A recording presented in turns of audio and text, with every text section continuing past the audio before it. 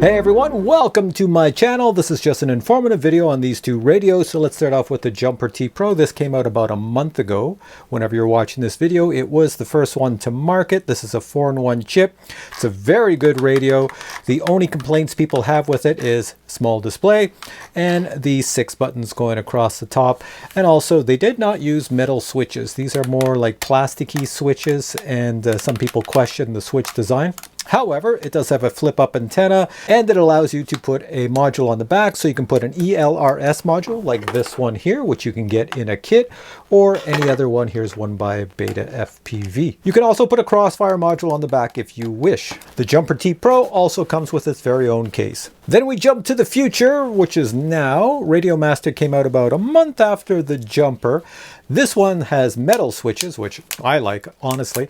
It has a big display because I'm half blind, and it allows you to put modules on the back, so you can put ELRS or Crossfire on the back if you wish. And when you look at the two radios side by side, you can see that the Zorro is larger than the T-PRO, so that's why some people have been saying on forums they prefer this one because it fits in a backpack nice and slim, whereas this one with the huge display and the bulkiness and the weird angles is not quite as conducive at doing such a thing. However, in favor of the Radiomaster, the switch layout, which is quite similar, it's a few more buttons on the Radiomaster, is a little bit more intuitive and makes a bit more sense than on this one, depending on the hobby you're in.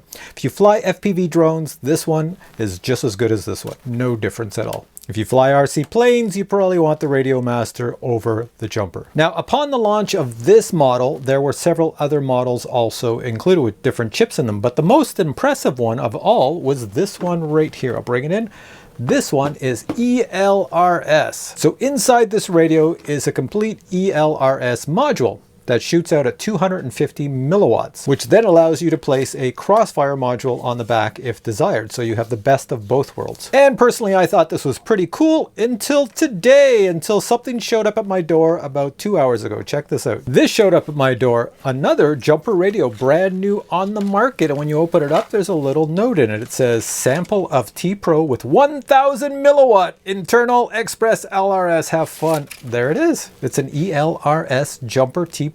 So now you're asking, what's the difference then? Is this just a copy of this? Well, no, this is 1000 milliwatts or 1 watt, and this is 250 milliwatts of output power. So this one has a massive output power, 4 times as much as this one. Now, honestly, I don't know if you need that much power in the ELRS hobby, unless you're flying RC planes 30 miles away. I'm really not sure. So the biggest difference between these two that would make your decision on buying one over the other might be the battery power.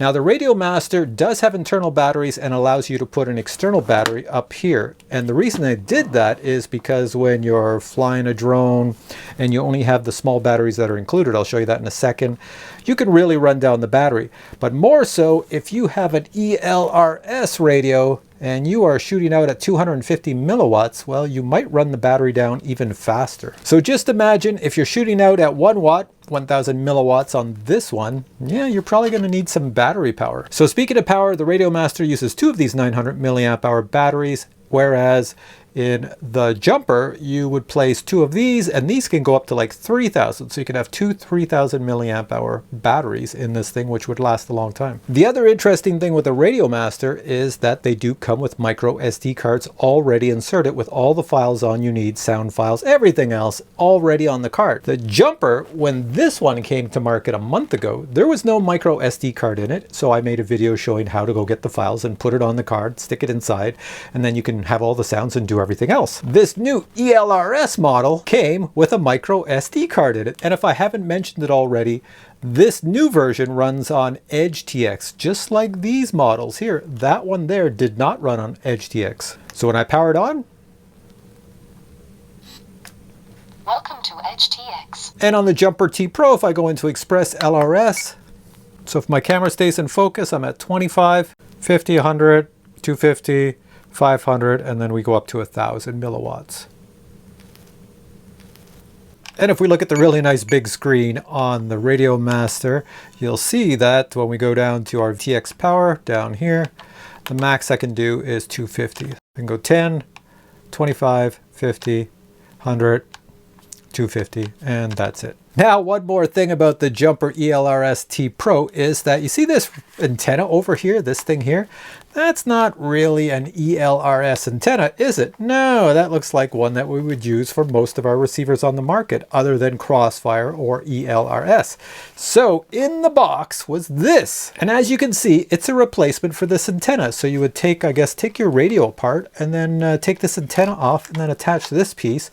The wire goes inside and now you have an ELRS antenna. I'm not sure why they didn't ship it with this. I should also mention too that only this piece was included. This longer piece up here, the antenna portion, came off of my Beta FPV radio. It was just another antenna included in the box, and it's designed to fit on this. So there you have it. I said it was just going to be a quick informative video. Since this showed up at my door today, I thought, you know what, I got to make a video on this and just show that the options you have out here when you're getting into the ELRS market for radios. So like always, I'll put links to these radios below because I was trying to find the price difference between the two, and I found this radio on one site dirt cheap, and I found it on another site much more expensive. So I don't think the true pricing for this is out yet. I'm not sure, but I'm going to put links below anyways. Go check it out. See which one you like. All right, thanks for watching my video. Catch you in the next one.